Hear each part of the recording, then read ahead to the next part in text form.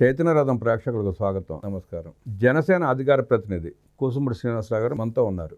వారిని అడిగి ఉస్తాద్ భగత్ సింగ్ ఈరోజు పిలుపునిచ్చారు. సంక్రాంతి దీపావళిని కలుపుకుని మహాపండుగ జరుపుకున్న రోజు ఇదని. అలాగే జగన్మోహన్ రెడ్డి ఒక పిలుపునిస్తున్నాడు. నాకు ప్రజలు వెన్నుపోటు పొడిచిన రోజు ఈరోజు, మీరందరూ రోడ్లు ఎక్కి అరాచకాలు చేయండి అని చెప్పి ఆయన ఒక పక్క పిలిపిస్తున్నాడు. ఇద్దరు పిలుపుని చూస్తూ ప్రజలు గమనిస్తూ ఉన్నారు రాజకీయాలని, ఇప్పుడు జరుగుతున్న రాజకీయాలని. పండగ సక్సెస్ అవుతుందా? నన్ను ప్రజలు వెన్నుపోటు పొడిచారని చెప్పి జగన్ రెడ్డి రోడ్డెక్కిన తీరు సక్సెస్ అవుతుందా అడిగి తెలుసుకునే ప్రయత్నం చేద్దాం శ్రీనివాసరావు గారిని. నమస్తే శ్రీనివాస. నమస్తే అండి. మన ఉస్తాద్ ఇచ్చిన పిలుపుని అలాగే జగన్ రెడ్డి తీరుని ఎలా విశ్లేషిస్తారు? సార్ రామరామ గారు, మీరు సీనియర్ రాజకీయాల్లో చెప్పాలంటే మీకు అందరికీ తెలుసు. అంటే మాలాంటి వాళ్ళకి ఇంచుమించు ఎన్టీ రామారావు గారి కాలం నుంచి మనకు కొంచెం పాలన లాంటి ఏంటి రాజకీయాలు ఏంటో కొంచెం అనుభవం ఉంది. చాలామంది ముఖ్యమంత్రులుగా చేశారు, కాంగ్రెస్ పార్టీ వరకు, తెలుగుదేశం పార్టీ వరకు, కానీ చంద్రబాబు నాయుడు వరకును. కానీ ఏ ముఖ్యమంత్రి ఇంత అరాచకం చేసి ఉన్నాడు? జగన్మోహన్ రెడ్డి చేసినట్టు అరాచకం ఆంధ్రప్రదేశ్ రాజకీయ చరిత్రలో 2019-24 మధ్య ఒక చీకటి అధ్యాయం. సరే, ప్రజలు ఏదైనా సరే రామబ్రహ్మ గారు, భారతదేశంలో కాదు ప్రపంచంలోనే ఏ రాజకీయ పార్టీ వాళ్ళ వ్యక్తులైనా కూడా ఒకసారి ప్రజా తీర్పు వ్యతిరేకంగా వచ్చినప్పుడు బయటకు వచ్చి ప్రజలు మాకు ఎంతో మంచి పని చేసాం, అయినా సరే ప్రజలు మాకు ఈసారి అవకాశం ఇవ్వలేదు, మాలో ఉన్న లోపాలు సరి చేసుకుంటాం, సమీక్షించుకుంటాం, ఆత్మపరిశీలన చేసుకుంటాం, మళ్ళీ ప్రజల్లో ఉండి మళ్ళీ అధికారంలో రావడానికి ప్రయత్నం చేస్తామన్న మాట మాట్లాడతారు తప్ప ప్రజలను ఎవరో కించపరచరు. ప్రజా తీర్పును కూడా కించపరిచిన మొట్టమొదటి వ్యక్తి ఎవరిని ఉన్నాడు? జగన్మోహన్. ఈరోజు ప్రజా తీర్పు ఇచ్చినట్టు దినాన్ని వెన్నుపోటు దినోత్సవంగా ఎలా మాట్లాడతాడండి అసలు అతను? వెన్నుపోటు అంటే ఆ రోజున కాంగ్రెస్ పార్టీ వాళ్ళకి రాజకీయ భిక్ష పెట్టినటువంటి పార్టీని తండ్రి అధికారం పోయిన తర్వాత నేనే ముఖ్యమంత్రి అనే ఒక భ్రమలో ఉంటే ఆ భ్రమ కాదన్నందుకు అక్కడ వెన్నుపోటు పెట్టి పార్టీ పెట్టుకున్నాం. తండ్రి శవం కూడా పక్కన పెట్టుకుని సంతకాలు సేకరించి పెట్టావు. అది వెన్నుపోటు అంటే. బాబాయిని, సొంత తండ్రి లాంటి వ్యక్తిని గొడ్డలపోటు చేసి, గుండెపోటు అని చెప్పి చేసి రకరకాలైనటువంటి కామెంట్ చేసావు. అది వెన్నుపోటు అంటే. నీ గురించి 100 కిలోమీటర్ల రోడ్ల మీద తిరిగినటువంటి నీ తల్లిని, చెల్లిని కూడా ఆస్తి గురించి, డబ్బు గురించి బయటికి ఎంటేస్తావు. అది వెన్నుపోటు అంటే. వెన్నుపోటుకి అర్థం అది. అంతేకాని ప్రజా తీర్పుని వెన్నుపోటుని ఎలా అంటావు? అందుకనే ఎప్పుడైతే ప్రజలు ఒగ్గబట్టి చూస్తారట చూసారా, ఆ విధంగా చూశారు. భయపడ్డారు రామబ్రహ్మ గారు. ఆ రోజున బయటకు వచ్చి ఈ పాలన సరిగ్గా లేదు అని చెప్పడానికి భయపడ్డారు. ఎక్కడ నోరెత్తితే చంద్రబాబు గారు లాంటి వ్యక్తుల్ని, లేదా పవన్ కళ్యాణ్ గారి వ్యక్తుల్ని ఎంత ఇబ్బందులు పెట్టారో కదా, మాలాంటి సామాన్య పరిస్థితి ఏంటని ఒక భయంతో ఎవరూ నోరెత్తలేదు. కానీ ప్రజలు ఇచ్చినటువంటి ఒక బ్రహ్మాస్త్రం ఏదైతే ఉందో, ఓటు హక్కు అనే బ్రహ్మాస్త్రంతో సరైన తీర్పు ఈరోజు ఇచ్చారు. అందుకనే చరిత్రలో, ఆంధ్రప్రదేశ్ చరిత్రలో ఇది అద్భుతంగా లిఖించవలసినటువంటి రోజు.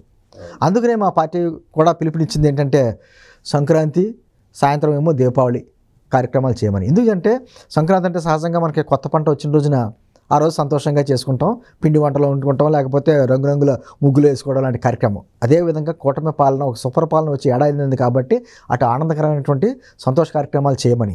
అదేవిధంగా ఈ జగనాసురుడిని అంతమొందించిన రోజు ఇది. ఓటు అనే బ్రహ్మాస్త్రంతో ప్రజలు జగనాసురుడిని అంతమొందించిన రోజు కాబట్టి సాయంత్రం ఒక దీని ఏమంటారు, దీపావళిగా బాణసంచా కాల్చి అదొక అద్భుతమైన కార్యక్రమం చేసుకోమని చెప్పామండి.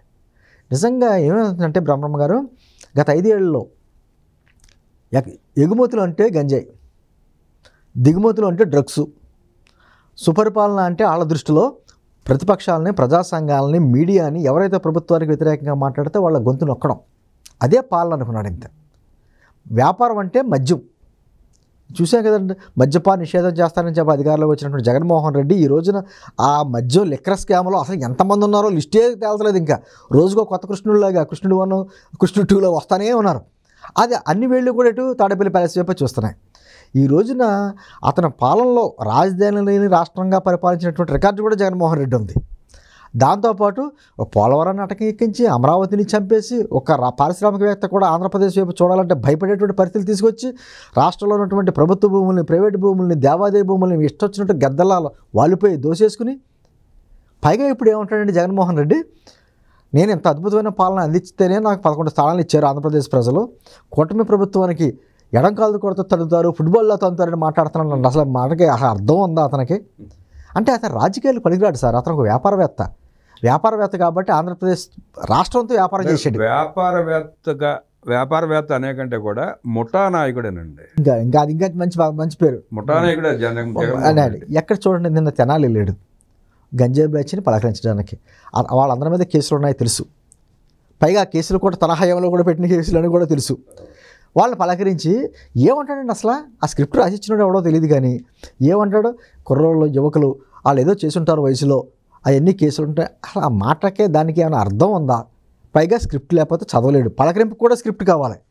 ఎవరైనా గబుక్కుని ఆ స్క్రిప్ట్ పేపర్లు ఎత్తిపోయారు అనుకోండి, ఆ మాటలు కూడా మాట్లాడలేడు, గవ్వ కారుకి ఎత్తాడు.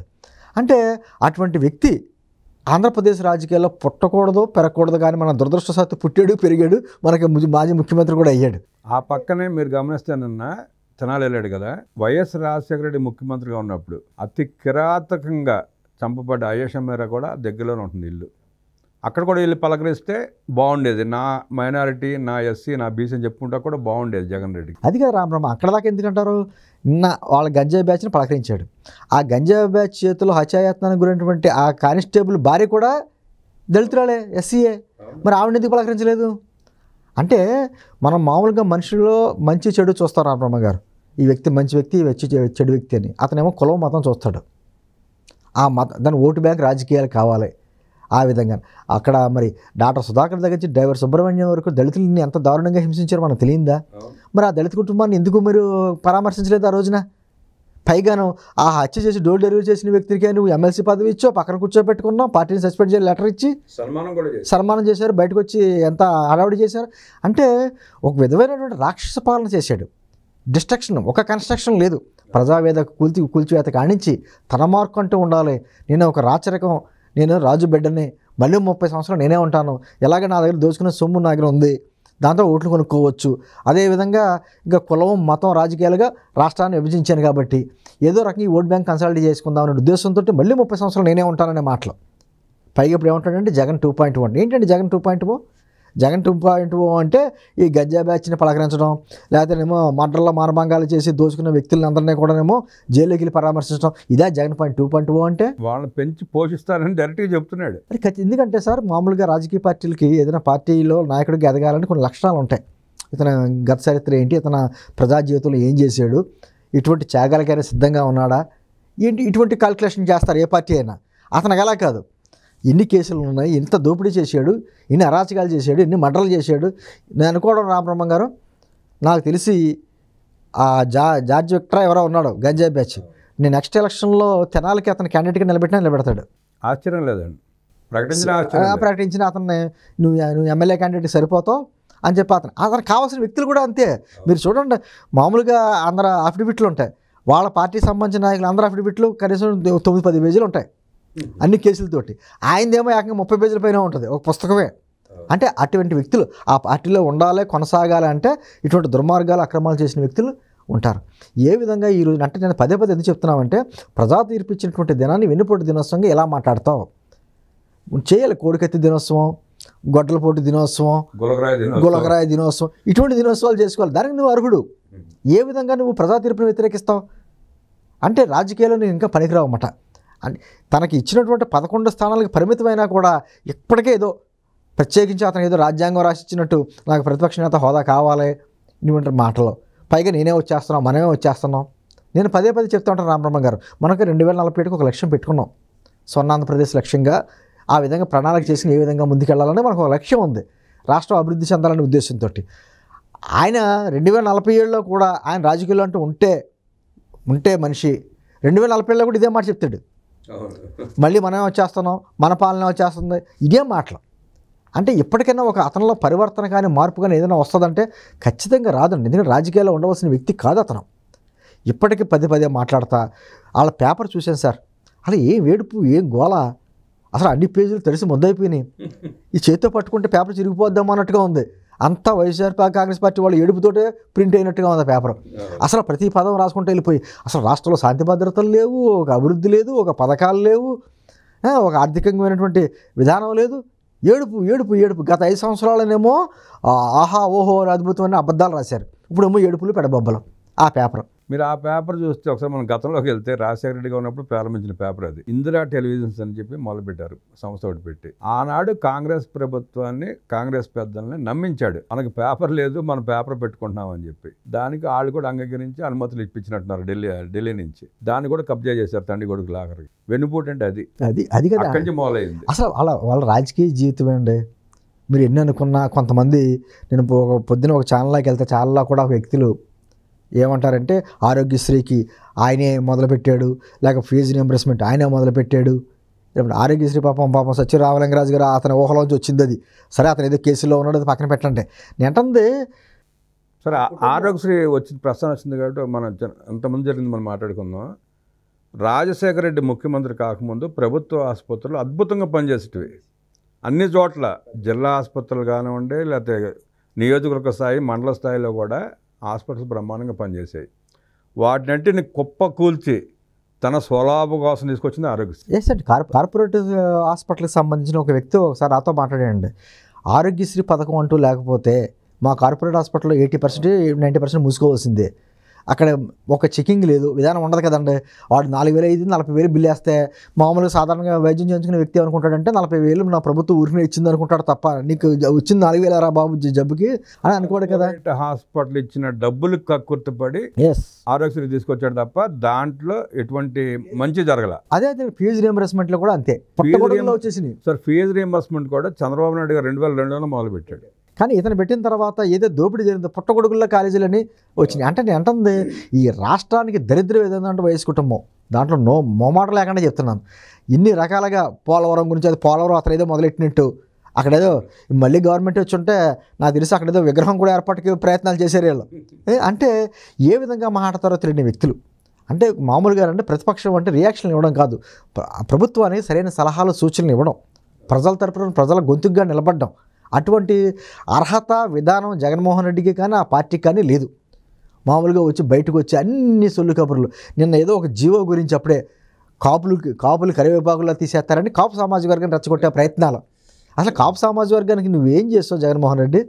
అసలు ఇస్తాను కనీసం ఆ బీసీ రిజర్వేషన్కి సంబంధించి చేతులు ఎత్తేసావు, ఇవ్వనని చెప్పేసావు. ఆఖరికి కేంద్రం ఇచ్చినటువంటి ఈడబ్ల్యూసీ రిజర్వేషన్లో గతంలో చంద్రబాబు గారి ప్రభుత్వం 5% కాపులకు ఇస్తే కూడా అది కూడా తీసేసావు. ప్రతి సంవత్సరం 2,000 కోట్లు ఇస్తానని చెప్పేసి అన్నావు, అది ఎగ్గొట్టావు. ప్రతి నియోజకవర్గాల్లో కాపు భవనాలు కడతానని చెప్పాను, అది ఎగ్గొట్టావు.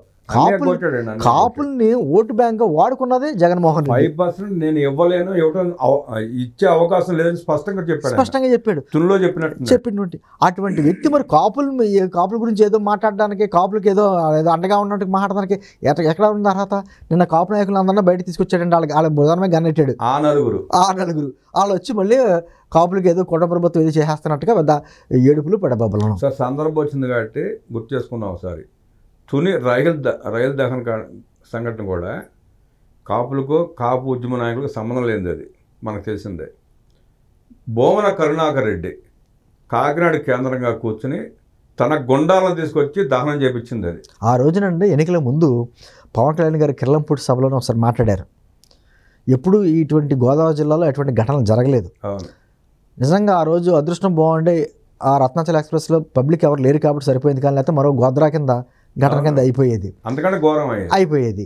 ఆ రోజున ద్వారంపూడి చంద్రశేఖర్ రెడ్డిని, బొమ్మన కరుణాకర్ రెడ్డి ఎవరినైతే మనుషులు తీసుకొచ్చి కొబ్బరి తోటల్లో దాచి వాళ్ళని ఈ కార్యక్రమం చేయించారో మా అందరికీ తెలుసు.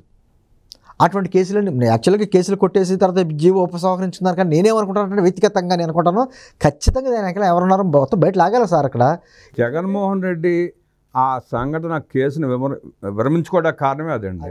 మేమేమంటామంటే కాపులకి ఒక మచ్చ పడింది అక్కడ. కాపులు ఉద్రేకపరులు లేకపోతే ఆవేశపరులు విద్రోహ శక్తుల కింద చిత్రీకరించి ఆ రోజు దహనం కేసు ఉంది. ఆ కేసులో నిజమైనటువంటి వ్యక్తులు ఎవరో బయట రావాలి. కులాలతో సంబంధం లేదు, ఎక్కడి నుంచి వచ్చారు, ఏ ప్రాంతం నుంచి వచ్చారు, ఎవరు అన్నది బయటికి తీయాలి. సరే ఇంకా గతం తవ్వుకోకూడదనే ఉద్దేశంతో ఉంటే ఉండొచ్చు. నేను అంటే ఇటువంటి ఘటనలు అనేక ఉన్నాయి సార్. కేవలం నిందలు మోసారు అందరూ కూడా. నేను అంటే అన్ని తవ్వను. కానీ వంగవేడి మోహన్ రంగా కేసు కానించి, పరిటాల రవి కేసు కానించి, వైఎస్ వివేకానంద రెడ్డి గారి మర్డర్ కానించి, ఎన్ని కేసుల్లో అమాయకులు బలయ్యారు. కానీ నిజమైన వ్యక్తులందరూ అందరం ఎక్కారు, రకరకాలుగా ఉన్నారు. అంటుంది ఆ కేసుల గురించి ఇప్పుడు మాట్లాడే ప్రస్తావన కాదు. అంటుంది ఈ కేసులన్నిటికీ ఫ్రేమ్ చూస్తే ఒకే కుటుంబం వైపు చూడొచ్చు ఎలా ఉంటుందో చెప్పడానికి. అంతకని ఇంకేముందంటే ఈ రోజున గత 5 సంవత్సరాల్లో ప్రభుత్వానికి మనం ఎన్నో రకాలుగా మీడియా ద్వారా కావచ్చు అది కావచ్చు పాలన అంటే ఇలా ఉండాలని చెప్పినా కూడా మన అందరి గొంతులు నొక్కి అన్ని రకాల కేసులు పెట్టి ఈ రోజున చంద్రబాబు నాయుడు గారిని నాలుగు దశాబ్దాల అనుభవం ఉన్నటువంటి చంద్రబాబు నాయుడు గారిని కనీసం నోటీస్ కూడా ఇవ్వకుండా రోడ్ల నుంచి తీసుకెళ్ళి జైలు వేసి 52 రోజులు జైలు పెట్టావే. నీ దుర్మార్గం నీదా? పవన్ కళ్యాణ్ గారిని రాష్ట్రంలో కూడా రాకుండా బోర్డర్లో ఆఫ్ చేసావే. ఆయన వైజాగ్ వస్తే వైజాగ్ హోటల్ నుంచి బయట రాకుండా 2 రోజులు నిర్బంధించావా? అదే నిరంకుశత్వమా? లేకపోతే నువ్వు స్వేచ్ఛగా తిరుగుతున్నావు ఈ రోజున? నిజంగా కూటమి ప్రభుత్వం కక్ష ధోరణి చేయాలంటే నువ్వు బయట తిరగలండి అసలు. పల్నాడులో కార్యకర్తను చంపితే ఆ కుటుంబాన్ని పలకరించడానికి చంద్రబాబు నాయుడు గారు బయలుదేరితే గేట్కి తాళ్ళు కట్టారు, తాళ్ళు కట్టేసి బంధించాడు. అసలు ఎవరైనా స్వేచ్ఛగా తిరగనిచ్చాడా? మరి అప్పట్లో 2014-19 మధ్యన అదే ప్రభుత్వం చంద్రబాబు గారి ప్రభుత్వం నీలా నిరసంగా వ్యవహరించుంటే అసలు పాదయాత్ర చేయగలిగేవా? నిన్న ఈ జగన్ రెడ్డి దొంగల పలకరించడానికి వెళ్తే కూడా ప్రభుత్వం పట్టించుకోవాలి. ఫ్రీగా వదిలేదు. అది ప్రజాస్వామ్యంలో మనం రాచరికం కాదు కదండి. ఖచ్చితంగా ప్రజాస్వామ్యాన్ని గౌరవిస్తాం, రాజ్యాంగాన్ని గౌరవిస్తాం, చట్టబద్ధ పాలన గౌరవిస్తాం కాబట్టి వాళ్ళకి స్వేచ్ఛ ఇచ్చాం. అన్నీ కూడా గులకరాజు అబ్బాయి ఇంత చేశాడు, కోడికత్తి గురించి ఎంతో రకరకాలుగా చేశాడు. ఏదో రకంగా ప్రజల్లో విద్వేషాలు నింపాలి, ఇప్పటికే కూడా విషయం చిమ్మి మళ్ళీ అతనికి ఒకటేనండి, ప్రజలు సుఖ సంతోషాలతో ఉండడం అతనికి ఇష్టం ఉండదు. అతనంటే ప్రతి నెల ప్రజలు చేతులు చాపి మళ్ళీ అడుక్కునే స్థితిలోకి తీసుకురావాలి. అలా ఉంటేనే బాగుంటుందనే ఉద్దేశం. మరి ఈ రోజుకి ఏంటంటే అమరావతి మీద విషయం చిమ్ముతూనే ఉంటాడు, ఓ పక్కన పెట్టుబడిదారులు వస్తుంటే వాళ్ళని భయపెడతా ఉంటాడు. ఎన్ని రకాలుగా అసలు పారిశ్రామికవేత్తలు ఇక్కడ రాష్ట్రంలో అడుగు పెట్టాలంటే భయపడుతున్నారు నిన్ను చూసి. ఇక్కడ వనరులు లేక కాదు, లేకపోతే ప్రభుత్వం చూసి కాదు, నిన్ను చూసి భయపడుతున్నారు. అటువంటి పరిస్థితులు చూపించి రాష్ట్రాన్ని రాకూడదని లెటర్ రాస్తారా? ఇంకా దుర్మార్గం. నేను అంటుంది ప్రజా తీర్పు ఇచ్చిన తర్వాత కూడా మనిషిలో మార్పు రాకుండా ఇప్పటికే ఆంధ్రప్రదేశ్ మీద విషయం చెబుతున్నావు. ఎందుకు ఆంధ్రప్రదేశ్ మీద నీకు అంత కక్ష? సరే వైజాగ్ మీద కక్ష అంటే అప్పట్లో పొల్లి తల్లిని ఓడించారు కాబట్టి ఆ కక్ష పెట్టుకున్నావు, ఆ వైజాగ్ని సర్వనాశనం చేసేలా చేసావు. మొత్తం ఆంధ్రప్రదేశ్ మీదే కక్ష. నేను అంటుంది సార్ రామబ్రహ్మం గారు, ఏదేమైనా రాష్ట్ర ప్రజలు ఒక అద్భుతమైనటువంటి ఆలోచన చేశారు. ఈ దుర్మార్గుడిని పోవాలి అంటే మీరు 3 పార్టీలు కలిసి ప్రయాణం చేయండి అని చెప్పేసి దారి చూపించారు. ప్రజా తీర్పుని గౌరవించి, ప్రజా ఆలోచనని గౌరవించి ఈ రోజున కూటమి పార్టీలు 3 కూడా అధికారులు రావడం, వచ్చిన సంవత్సరంలోనే ఎంత మ్యాక్సిమం చేయాలో అది సుప్రపాలన, సంక్షేమం, అభివృద్ధి లక్ష్యంగా మరొక 10 సంవత్సరాలకి అన్ని రకాలుగా అభివృద్ధికి బాటలు వేసుకునేటువంటి కార్యక్రమాలు ఈరోజు చేసుకుంటుంది. నీకు చేతనైతే జగన్మోహన్ రెడ్డి ఏదైనా లోపాలు ఉంటే సరిచేసేలాగా సలహాలు చెప్పు, లేదనుకో అన్నీ మూసుకుని బెంగళూరు ప్యాలెస్లో కూర్చో. అంతేగాని వెన్నుపోటు దినోత్సవాలు, ప్రజా తీర్పును వ్యతిరేకించడాలు ఇది సరైన పద్ధతి కాదని మరోసారి చెప్తున్నాం. ప్రజలు కూటమిగా ఏర్పడి పోటీ చేయమని చెప్పి ప్రజలు ఆదేశించారు, పోటీ చేశారు, అద్భుతమైన విజయాన్ని అదే ప్రజలు అందించారు. అలాగే జగనాసుర వధ చేసి రాజకీయం నుంచి జగన్మోహన్ రెడ్డిని శాశ్వత సమాధి చేసి తమను తాము కాపాడుకున్నారు ప్రజలంటూ అద్భుతంగా విశ్లేషించిన కోసుమూడి శ్రీనివాసరావు గారికి ధన్యవాదాలు తెలియజేస్తూ నమస్కారం.